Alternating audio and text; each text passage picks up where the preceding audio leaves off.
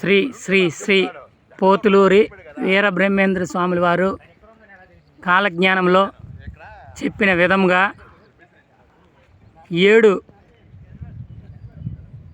జడ్డలతో పుట్టినటువంటి తాటి చెట్టు.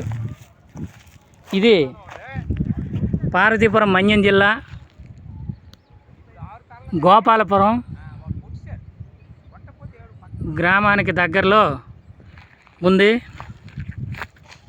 విశ్వబ్రాహ్మణులందరూ కూడా దీన్ని వీక్షించి ఆ బ్రహ్మంగారి కాలజ్ఞానం గురించి అతను చెప్పినటువంటి వాక్యాలని అందరికీ అర్థమయ్యే విధంగా మన విశ్వబ్రాహ్మణ సోదరులు అందరూ కూడా 10 మందికి తెలియచేస్తారని కోరుకుంటున్నాం.